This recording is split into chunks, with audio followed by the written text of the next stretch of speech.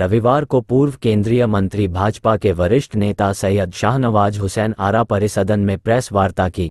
Press वार्ता के दौरान उन्होंने मीडिया द्वारा किए गए सवालों का जवाब देते हुए कहा कि अयोध्या में 22 जनवरी को भगवान श्री राम का प्राण प्रतिष्ठा की तिथि तय है और यह निश्चित है। विपक्ष द्वारा सवाल किया जाता था, जिसमें एक बार नीतीश जी ने भी पूछा था कि मंदिर का तारीख कब बताएंगे। अब सभी को पता है कि 22 जनवरी तिथि तय है। सवाल तो दूसरा था, हो गया सब सवाल का जवाब आप दे दीजिए। सर, एनसीपी के नेता ने अभी विवादित बयान दिया राम जन्मभूमि को लेकर के। कहा कि जितेंद्र आवाज हैं, उन्होंने कहा कि भगवान राम मांसाहारी थे। किसने देखा है कि मेथी का साग उन्होंने खाया? क्या कहेंगे सर? कोई ने चुनाव में इन लोगों को जनता जवाब देगी। इनको मेथी नहीं मिलेगा, घास चबाना पड़ेगा जो लोग इस तरह का बयान देते। सर, मेरा सवाल था कि सरकार नियुक्ति पत्र बांट रही है लगातार। जो उन्होंने दावा किया था, उनका कहना है कि हम नौकरी दे रहे हैं लोगों को। तो क्या लगता है कि 25 में कुछ बदलाव होगा या फिर नहीं? 25 में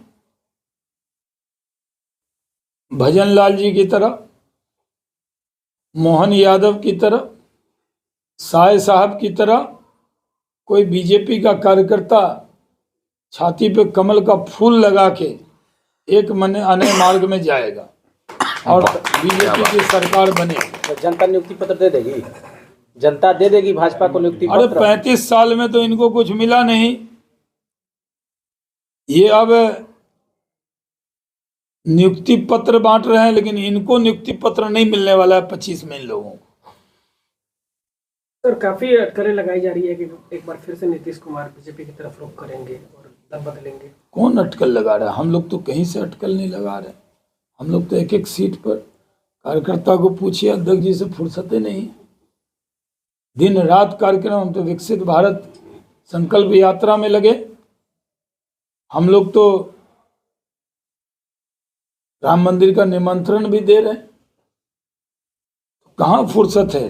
तो बीजेपी की तरफ से खारिज किया जाता है। क्या खारिज? अगर नीतीश कुमार हम बीजेपी में अगर शामिल होना चाहते हैं, गठबंधन में जाना चाहते हैं, तो क्या बीजेपी उनको फिर वापस शामिल करेगी अपने गठबंधन? अब ये तो ऐसे ही सवाल है कि राहुल गांधी आना चाहते हैं तो क्या आप शामिल करेंगे? तो पार्टी में गठबंधन तो हमारा हुआ है। अब पार्टी में कोई मिस कॉल मार दे, अब कहे कि कमल का फूल लगाना चाहते, तो कोई भी कार्यकर्ता आते ही हैं, जदयू से, राजद से, कांग्रेस से, बहुत से कार्यकर्ता बीजेपी में जो हमारे साथ आता है वो पार्टी का कार्यकर्ता बन के काम करता है।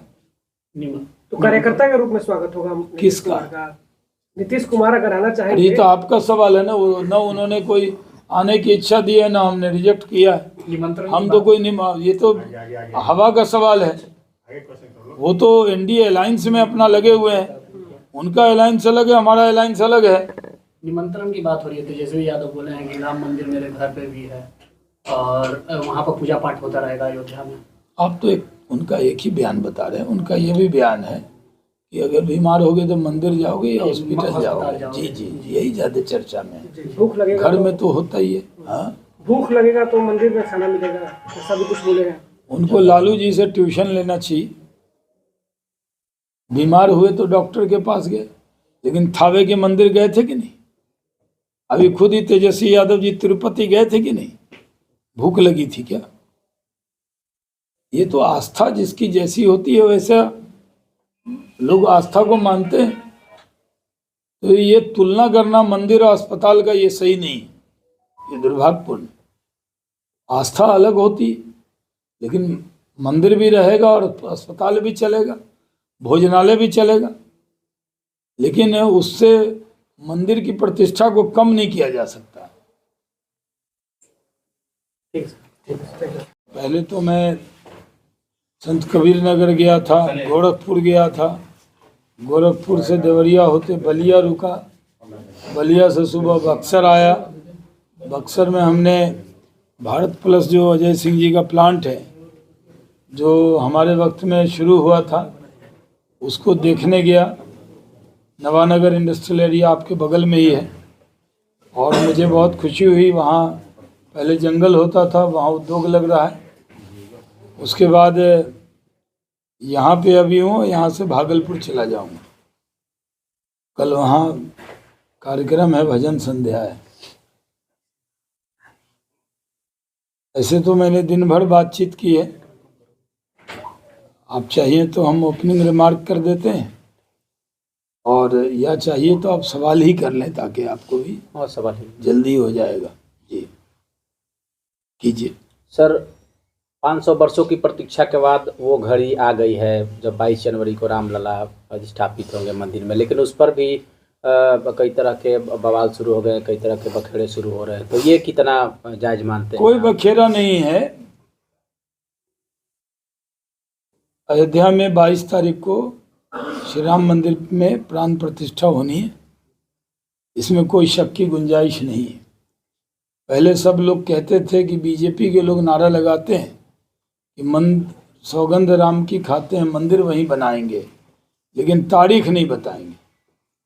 ये बात नीतीश जी ने भी एक बार बोला था, वो वीडियो मौजूद है। अब तारीख आ गई है, इसमें कोई व्यवधान की बात नहीं है। जब सुप्रीम कोर्ट में मामला था तभी सारे पक्ष ने कहा था कि जो फैसला होगा हम उसको स्वीकार करेंगे, और उसमें मुस्लिम पक्ष भी था। सब ने फैसले को सहर्ष स्वीकार किया है।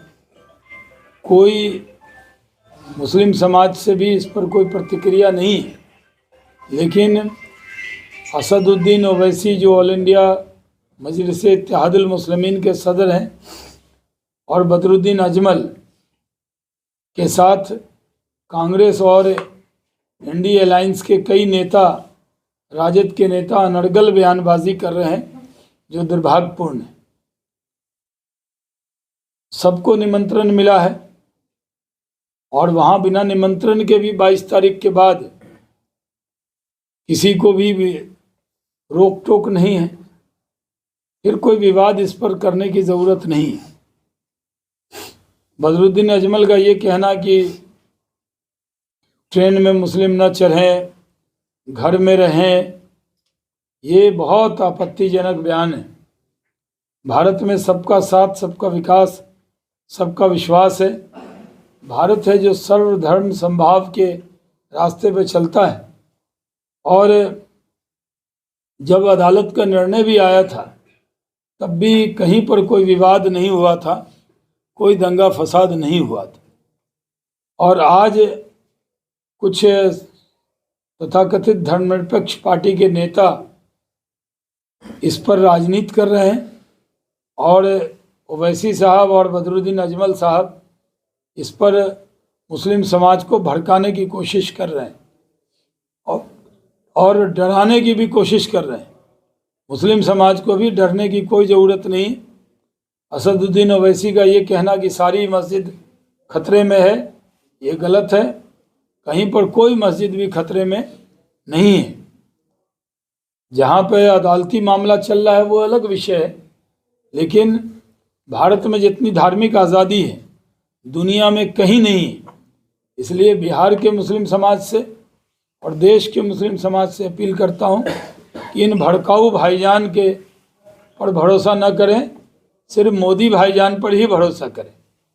आप जब उद्योग मंत्री थे तो झड़ी लग गई थी उद्योग धंधे लगाने की, अभी क्या स्थिति है? क्या लगता है जो आपके किए गए चीज़ थे वो रुक गए हैं या फिर चल रहे हैं? देखिए, उद्योग एक दिन में नहीं लगता है। हमें तो 1.25 साल ही मिला था, क्योंकि सेकेंड टर्म में जो दूसरी बार ओथ हुआ था उसमें मैंने ओथ लिया था।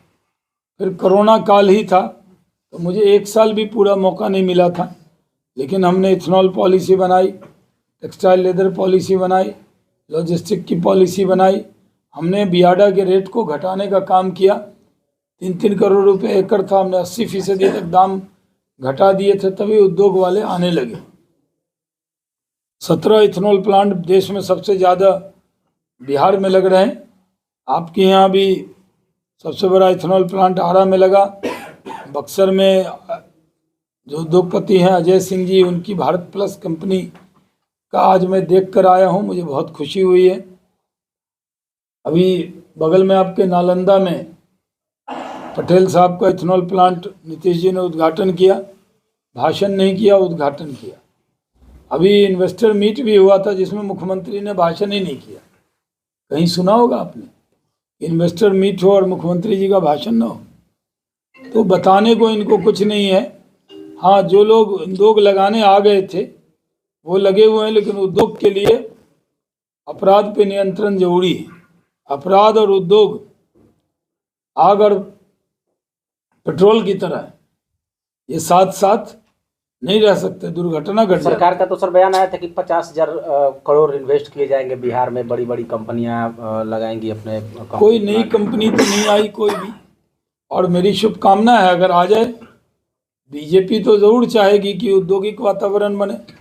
दोनों भाई मिलके 35 साल हुकूमत में रहे।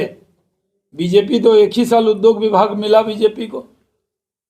बीजेपी का कभी उद्योग मंत्री पिछले 50-40 साल से नहीं है। 77 में अपने ठाकुर बाबू उद्योग मंत्री थे, अपने रविशंकर जी के पिताजी। उसके बाद तो उद्योग मंत्री मैं ही बना। तो हमने नौजवानों को 5 लाख लोन